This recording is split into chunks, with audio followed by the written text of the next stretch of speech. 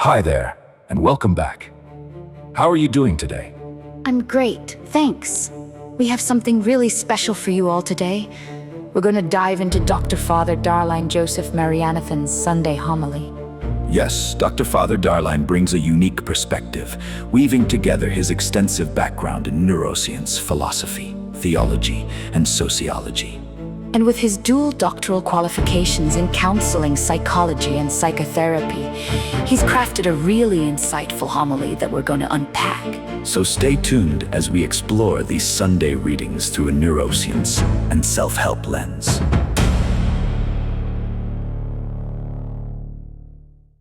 Think is the absolute worst, most exhausting day you've had this year. Oh, I've had a few of those recently. Right. The kind of day where your brain just feels like static, and your reserves are completely empty. It's running on fumes. Exactly. And if you could have a magic wand to fix it in that moment, what would you ask for? $1 million? A dramatic rescue?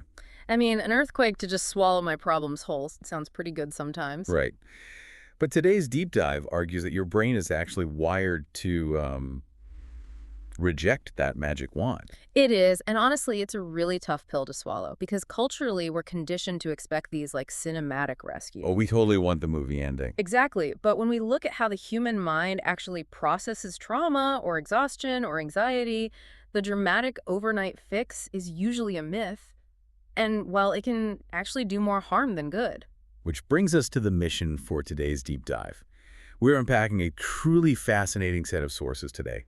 It's this collection of theological and psychological notes analyzing some biblical readings. Specifically for a day in the church calendar, the 19th Sunday in Ordinary Time, Year A. Yeah, but I want to speak directly to you listening right now. We are not approaching this as a religious sermon today. We're decoding these ancient texts as a timeless psychological blueprint. Right, because the historical context of these texts are centuries old. But the human neurobiology they describe, that hasn't changed a bit. Usually, when we have a physical injury, the problem is super obvious. You break a bone, it's visible on an x-ray. Sure, you can point right to it. Yeah, but our internal emotional landscapes are much more like a hidden seismic fault line. From the surface, everything might look totally fine. But underneath, that pressure is just silently building. Exactly. Until the stress finally fractures the ground beneath us. So if you've ever felt totally drained or worried sick about a loved one or panicked by circumstances totally out of your control, these ancient texts have this surprising insight into how we process that invisible pressure. Because those internal storms, they don't show up on a scan, but they dictate our entire reality. And the way these ancient figures navigated them gives us a profoundly accurate map of human psychology. Okay, let's unpack this. Because there is a deep irony we're going to uncover today. We're looking at three historical figures: Elijah, St. Paul, and Peter. And we'll see how their ancient contexts perfectly mirror our modern psychological struggles. Let's start with what happens when that internal fault line finally gives way. Our first case study is basically the anatomy of a crash. We're looking at the prophet Elijah in the book of 1 Kings, chapter 19. Right, and looking at the historical context here, Elijah isn't just dealing with, a bad week at work. No, he is experiencing the ultimate psychological whiplash. The context is so crucial here. Just before this passage, Elijah has achieved what is arguably the absolute pinnacle of his career. Like the biggest win possible. Exactly. He has just won a massive, highly public, and totally triumphant victory against the prophets of Baal on Mount Carmel. It was this high-stakes showdown, complete with, fire from the sky, and he comes out completely on top. So logically, his dopamine levels should be off the charts. He should feel triumphant, confident, totally invincible. He should be taking a victory lap, right? Yeah. But the very next thing that happens alters his entire trajectory. Queen Jezebel issues this severe death threat against him. And rather than standing his ground with his newly proven confidence, Elijah's entire nervous system essentially just collapses. He just shatters. He does. He flees into the harsh desert, utterly exhausted, profoundly depressed. And the text explicitly notes that he actually begs to die. He just wants the oppression to end. He eventually runs all the way to Mount Horeb. And historically speaking, Mount Horeb isn't just some random spot on the map. No, not at all. Horeb is another name for Mount Sinai. Right, which for the ancient readers of this text, that location carries massive weight. because this is the mountain where Moses encountered the divine. This is where the law was given. So when Elijah goes there is a massive expectation being set up. God traditionally showed up in these overwhelming, powerful manifestations of nature. Like earthquakes, roaring fires, deafening thunder. Exactly. That's the historical precedent. Elijah expects the universe to match his internal chaos with an external display of absolute power. He's in the pit of despair, and he expects an earthquake to vindicate him and destroy his enemies. And the text builds this incredible tension, right? There is a great wind that shatters rocks, but the divine presence isn't in the wind. There's an earthquake, but the presence isn't in the earthquake. There is a fire, but the presence isn't in the fire. Instead, it's a still small voice, or, as the source notes translate it, a gentle whisper. From a psychological standpoint, this sequence is a masterclass in treating extreme emotional exhaustion. Elijah is experiencing severe burnout. After that massive adrenaline spike of Mount Carmel, his cortisol levels just crash. Right. When your nervous system is trapped in that fight-or-flight sympathetic state for too long, a loud, dramatic intervention will only overstimulate you further. It's like the ultimate post-project crash. You Right. pull an all-nighter, you deliver the massive presentation, the client loves it, your boss applauds. You're riding high. Right. But then instead of getting a bonus and a vacation, you get hit with an entirely new crisis the absolute minute you step out of the boardroom. Oh, that is the worst. Your body and your mind just shut down, the adrenaline leaves, and you are left completely hollowed out. You have absolutely nothing left in the tank. The brilliant insight of this text is that the gentle whisper wasn't a lack of action, it was the exact frequency Elijah needed. Interesting. A whisper forces you to stop, to lean in, and to quiet yourself. It activates the parasympathetic nervous system, the rest and digest mode. Which is the only way true physiological healing can begin. But here is my struggle with that, and I think a lot of people listening will feel the same way. When we are in that state, when we're as exhausted and burned out as Elijah, why is it so incredibly hard for us to accept silence or a whisper as a solution? Because it feels counterintuitive. Right. When I'm burned out, I crave a loud, dramatic fix. I want someone to, kick the door down, take my laptop away, and hand me a winning lottery ticket. I don't want to sit in silence. Well, our modern baseline is defined by constant, deafening noise. We live with chronic stress, constant stimulation, phone alerts. The 24-hour news cycle. Exactly. And when you live in a chronically loud environment, you become neurologically conditioned to believe that only something louder than your current problem can command your attention. So we think the solution to our loud stress must be an even louder rescue. Right. We literally try to outbusy our burnout. We think an earthquake will cancel out the storm. But the psychological reality is that healing from severe burnout doesn't come from matching the chaos with more dramatic interventions. It comes through quiet awareness. So inner renewal begins when we cultivate the capacity to listen beneath the noise of our lives. Precise. That completely flips the script on how we treat our own exhaustion. Now, when you crash into that kind of severe, isolating burnout, it takes a heavy toll on you. But what happens when the roles are reversed? What do you mean? Well, what happens when you have the energy, but you are forced to watch someone you love crash and burn, and you absolutely cannot stop it? Right. That brings us to our second text.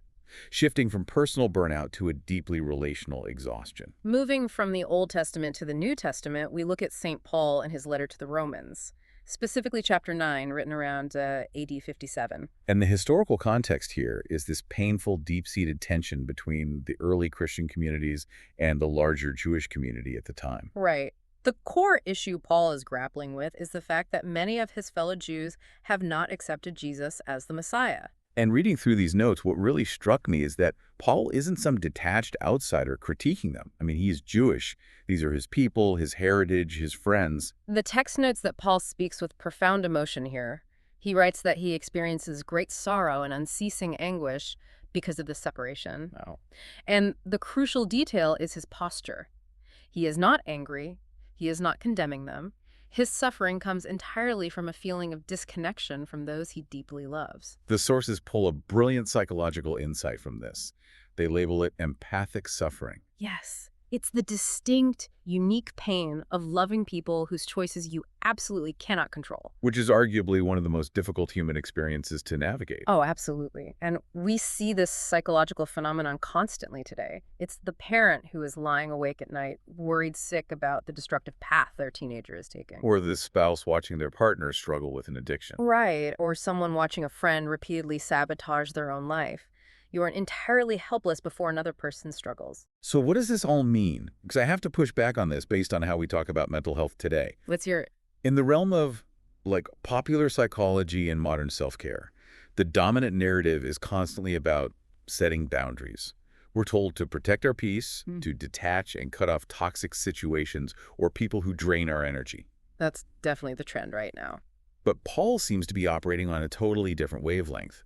He is embracing the helpless anguish.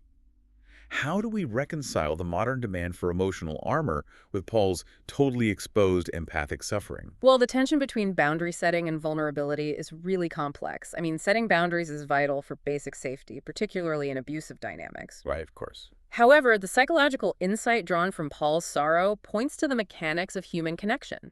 If you completely armor yourself against the pain of others, you also shut down the neurological pathways required to truly love them. Wait, so you can't selectively numb emotion? Exactly. You can't numb the pain without numbing the love. The reality of human connection is that genuine care requires vulnerability. Because of mirror neurons, right? Yes. When we care deeply about someone, our brains literally sync with theirs through mirror neurons. We are biologically designed to feel their pain. So Paul's unceasing anguish is just the cost of admission for deep human connection. That's it. You cannot love someone authentically while maintaining a perfectly detached, peaceful emotional state when they are suffering. Empathic suffering isn't a sign that your boundaries are weak. It's a sign that your connection is real. Beautifully said. That is heavy. The slow, agonizing burn of relational sorrow might just be proof that you're doing love right. It's a painful but profound truth. But that slow burn is very different from an acute, sudden panic attack. Sometimes the storm isn't a long ache. It's a sudden, terrifying spiral. Which perfectly sets up our third scenario, moving from empathic sorrow to a literal storm that mirrors how our minds spiral during anxiety. We turn to the Gospel of Matthew, chapter 14. And to understand the gravity of this text, we really have to understand the original audience Matthew is writing for. Right. His community was facing intense persecution and profound uncertainty. They lived under a constant state of threat. I was looking at the historical symbolism here, and in the ancient Near East, the sea wasn't just a body of water. The sea represented absolute chaos. Chaos, danger, evil. The terrifying, uncontrollable forces of the universe. So stepping into a boat wasn't some relaxing fishing trip. It was stepping into the abyss. In this narrative, the disciples are in a boat, caught in a severe storm during the night. The boat is being battered by waves. It is the ultimate nightmare scenario of chaos and lack of control. And suddenly Jesus approaches them, miraculously walking on the sea itself, demonstrating total mastery over that chaos. And Peter decides to test the waters, literally. Yeah, he asks to step out of the boat and walk toward Jesus across the water. And initially, Peter succeeds. He is out of the boat, walking on the chaotic waves, but the text notes a crucial shift. He notices the strength of the wind. Exactly. He takes his eyes off his goal. Fear completely takes over. He begins to sink into the chaos, and he cries out, "Lord, save me." And Jesus immediately reaches out and catches him. The psychological notes in our sources break this exact moment down into a 5-step pattern of human anxiety. And it is eerily accurate to how panic attacks work today. Let's map out the 5 steps Peter models. Step 1. We begin with confidence. We step out of the boat. Right, you feeling good? Step 2. We encounter uncertainty. The wind picks up. Which is basically every Tuesday for me. Right. Step 3. We focus entirely on the threat. We stop looking at the goal and stare at the wind. Okay. Step 4. Our internal anxiety increases. And step 5. We lose our footing and begin to sink. Here's where it gets really interesting. This 5-step pattern is happening in offices and living rooms every single day. Oh, without a doubt. It's exactly like nailing a high-stakes job interview or a public speech. You walk in step 1 full of confidence. You are doing great. But then step 2, you encounter uncertainty. Like you spot one person in the 3rd row frowning, or the interviewer checks their watch. This triggers a textbook amygdala hijack. Ah, the threat detection center. Exactly. When the amygdala perceives danger, It actually overrides our logical processing. Our peripheral vision, both physical and mental, literally shrinks. It creates tunnel vision. Exactly. You hyper-focus on that one negative wind. You completely forget that 99% of the room is nodding along. You forget you've prepared for weeks. Your brain zeroes in on the single danger. That's step 4. Your anxiety spikes, your throat gets tight, and step 5, you absolutely freeze up. Peter was literally defying the laws of physics, right up until his brain decided the wind was more important than his destination. It is a profound illustration of how fear narrows our attention. Psychologically, when fear takes over, instead of focusing on possibilities or past successes, we become entirely preoccupied with the danger. We stare at the waves. Exactly. The sources emphasize something vital here. Peter's sinking is not merely a lack of faith, it is a masterclass in how fear can overwhelm trust. Because courage isn't the absence of fear. I mean, Peter was undoubtedly terrified when he swung his legs over the side of that boat in the middle of the night. Who wouldn't be? Right. Faith, in this context, is the cognitive decision to keep moving forward despite the amygdala screaming at you. It's keeping your eyes forward even when you can feel the wind actively trying to knock you down. The primal brain wants you to stare at the threat, but resilience requires focusing on the path through it. Okay, so we have explored these 3 distinct historical moments. Elijah crashing into extreme burnout, Paul aching with empathic sorrow, and Peter sinking under acute anxiety. It is time to synthesize this data. Yeah, when we pull the threads together, our sources argue there is a singular, ultimate underlying theme connecting all 3 of these experiences. When we look at the matrix created by these texts, a very clear pattern emerges about the nature of vulnerability and how it is met by the divine. Look at the inputs and the outputs. Okay, let's break it down. Elijah's emotional experience is burnout and despair. He is met with a gentle whisper. Paul's experience is sorrow and anguish. He is met with sustaining grace to endure it. Peter's experience is sudden fear and panic. He is met with an outstretched hand in the middle of the storm. So we have the whispered voice, the unseen grace, and the hand in the dark. What is the thematic revelation tying these together? The central issue in all 3 stories is never actually the external circumstance. Wait, really? Think about it. The external circumstances do not magically change. Jezebel is still queen and still wants Elijah dead. Right. Paul's fellow Jews still maintain their own agency and beliefs. The literal storm around Peter is still raging. In every situation, the true battleground is the internal emotional struggle. The texts reveal a model of a God who does not magically or dramatically remove the external problems, but rather gently accompanies the person through them. Okay, I have to play devil's advocate for the listener right now. Go for it. Because frankly, when you are in the thick of a crisis, Yeah. that sounds like a terrible, useless consolation prize. It really does. If I'm facing intense financial pressure, if I have massive family tension, or I'm paralyzed by uncertainty about my career, I want the dramatic solution. I want the earthquake to fix my bank account. I want the fire to solve my family drama. Yes.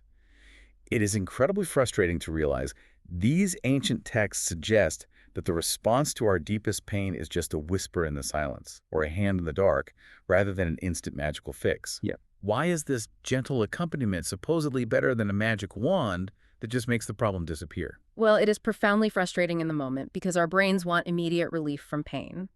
But if we connect this to the psychological mechanics of resilience, a magic wand would permanently stunt our development. Really? How so? True emotional fortitude is built through distress tolerance, experiencing adversity, and surviving it. So avoiding the storm doesn't teach the brain that we are safe. Exactly. The brain learns safety by surviving the storm, which literally forms new neural pathways.